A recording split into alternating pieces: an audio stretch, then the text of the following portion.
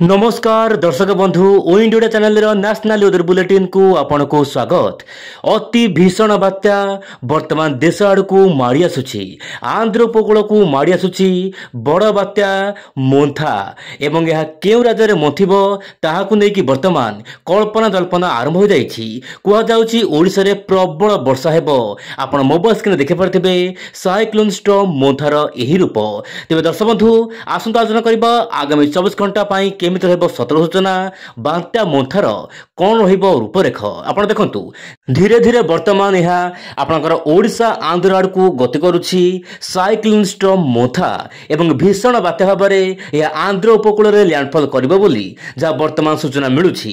किंतु यह अधिक बड़ बात्या हबार आशा नाही। किंतु दर्शक बंधु बात्या तो बात्या बड़ नुहे कि छोट नुहे से जहाँ भी हो ना कहीं आम निश्चय पर सतर्क रहिबा गुजब को वर्तमान समय विश्वास करबा नाही। वर्तमान समय दर्शक बंधु गोपालपुर ठारू प्राय 1000 किलोमीटर दूर रे केंद्रीभूत होईछि एही लघुचाप एवं यह धीरे धीरे गति करुछि। आपण मोबाइल देखंतु दुईटी लघुचाप वर्तमान सक्रिय रहिछि। गोटे लघुचाप माने डिप्रेशन आपनकर आरब सागर सक्रिय रहिछि एवं आउ गोटे डिप्रेशन बा डीप डिप्रेशन वर्तमान बंगोपसागर सक्रिय रहिछि। बंगोपसागर थिबा डिप्रेशन बात्या रूप नै आगु बढ़िबो एवं आरब सागर डिप्रेशन सामान्य दुर्बल होबार आशंका रहिछि। किंतु किछि मॉडल कहउछन्ति यह मते बात्या रूप नै पारे। किंतु आरब सागर बात्या ऊपर वर्तमान बड़ प्रभाव नाही भारत ऊपर। किंतु जो रहउछि बंगोपसागर वायु वर्तमान धीरे धीरे भारत आड़ को जाउछि एवं बड़ लघुचाप रूप नै यह बात्या रूप नउछि। किंतु यार प्रभाव रे ओडिसा रे केमिति रहबो वर्षा मु आपन कहबो चाहि बेल तार पूर्व देखंतु।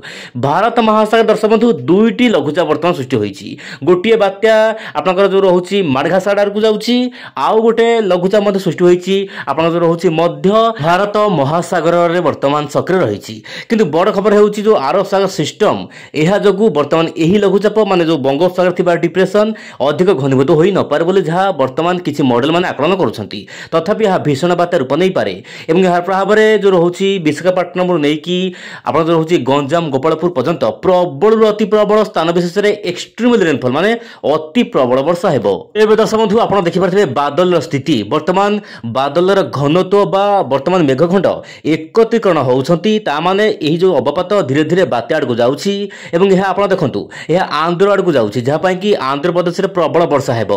प्रशांत महासागर जो गोटे बात्या सृष्टि होइतला ता रेमानाट वर्तमान एही बंगोपसागर थिबा सिस्टम ऊपर मिसि जाइछि जहा पई कि यह मध्ये घनीभूत होउछि।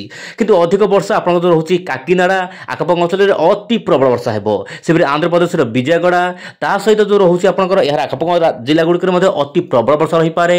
विशाखापट्टनम श्रीकाकुलम रे मध्ये अति प्रबल वर्षा हेबो। सेबरे आम जो रहउछि आपनकर बरहमपुर गंजाम ता सहित पुरी एपटे पारादीप यही सब स्थान मान प्रबल अति प्रबल स्थान विशेष भयंकर वर्षा देखिए मिल पारे। किंतु वर्षा ओडिसा रे अधिक रहिबो पवन कम रहिबो। एबे देखिबा समुद्र केमिति रहिछि रूपरेख। वर्तमान समय समुद्रर पानी मध्य दर्शक बंधु प्राय 28 डिग्री ऊपर रहिछि एवं समुद्रर वर्तमान घूर्ण्यमान अवस्था देखिबाकू मिलुछि। आपण देखि परथिबे वर्तमान स्थिति रे वर्तमान एही जगह रे प्राय दर्शक बंधु जो रहउछि जुआर 3 मीटर रु नेकी दर्शक बंधु 5 मीटर मध्य यह वर्तमान ऊपर को उठुछि। वर्तमान समय बंगोपसागर अशांत रही एपटे उपकूल जिला गुड़िक लोक मैंने सामान्य छानिया हो गले कि आसूची गोटे बड़ बात्या। किंतु दर्शक बंधु मुझे कहना चाहिए वर्तमान बहुत मात्रा रे गुजब सृष्टि होउछि बात्या को लेकिन आपण गुजब को विश्वास करूँ ना वर्तमान स्थिति रे। किंतु हाँ ओडिशा रे प्रबल वर्षा हम से दर्शक बंधु चाषी भाई मैंने सामान्य ध्यान दिंतु। जदि अमल किसी होउछि आपनकर फसल आपण घर को आणंतु जदि बा अमल होई नाही तरबरे दर्शक बंधु कौन डिसीजन आपण नियंतु नाही वर्तमान स्थिति रे। कारण ओडिशा रे वर्तमान पवन मात्रा कम रहिबो। मॉडल माने आकलन करूछंती आंध्र प्रदेश नै कि यह ओडिशा मध्य लैंडफॉल करिवो किंतु अधिक पवन रहिबो आंध्र प्रदेश रे ओडिशा केवल वर्षा हेबो।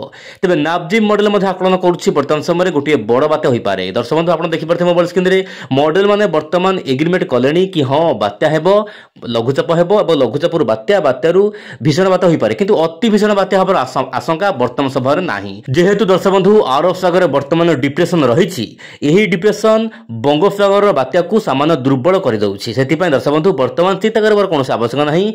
भीषण बात्या रूप में आंध्र प्रदेश काकीनाडा नेकी आपण जो रहउछि विशाखापट्टनम मध्य लैंडफॉल करि पारे वर्तमान अपडेट अनुसार। किंतु आगो को कोन अपडेट आसीबो मु निश्चय पर चैनल माध्यम रे कहउ चेष्टा करबी। कारण ओइडियो चैनल होउछि प्रतिदिन पाणीपाग खबर दबा पई एही चैनल। मु केवल बात्या पई दउनी खबर समस्त पाणीपाग खबर देशर विभिन्न राज्यर खबर मध्य आपण जानि परिबे। वर्तमान समय देखंतु भारत महासागर गोटे सिस्टम रहिछि, एपटे आउ गोटे सिस्टम रहिछि, माने भारतर मध्य भागरे एवं मार्घासा आडकू आउ गोटे बात्या जाउछि। एपटे चारोटी सिस्टम देखा मिलुछि, भारत महासागर, बंगोपसागर एवं अरब सागर। वर्तमान समय एते जो सिस्टम रहुछि किछिटा वायु मिश्रण कमी जाउछि, सेति बंगोपसागर बात्या अधिक घनीभूत हो नाही। जदि एही दुईटी सिस्टम न थांता, अरब सागर सिस्टम न थांता, ताले बंगोपसागर सिस्टम निश्चय पर बहुत बड़ बात्या होई थांता बोली जहां वर्तमान चर्चा होउछि। एबे देखिबा वर्षा को नेकी कोन रहिछि बड़ खबर आगामी 8 दिन मधरे। वर्तमान समय दर्शक बंधु विभिन्न मॉडल माने भिन्न भिन्न आकलन करूछंती, किंतु एग्रीमेंट आसी गलानी कि आंध्र प्रदेश रे प्रबल वर्षा हेबो, ओडिसा रे मध्ये प्रबल वर्षा हेबो। आपण देखंतु आगामी 8 दिन मधरे देखिबा स्थिति, वर्षा स्थिति ओडिसा ता सहित बिहार, छत्तीसगढ़, आंध्र प्रदेश एमिति कि जो रहुछि आपनकर अरब सागर सिस्टम जोगु महाराष्ट्र, कर्णाटक ता सहित एमिति कि मध्य प्रदेश पर्यंत मध्ये प्रबल अति प्रबल वर्षा, उत्तर पूर्व राज्य गुड़िक मध्ये अति प्रबल वर्षा हवा पाई वर्तमान समय पाग अनुकूल होउछि। तेबे देखिबार कथा आगामी दिन में पाणीपागर आउ सब कोन नुआ नुआ अपडेट आसुछि। आपण ओइन वीडियो चैनल सहित जड़ित होई रहंतु। आज पय एतिक, नमस्कार, जय जगन्नाथ।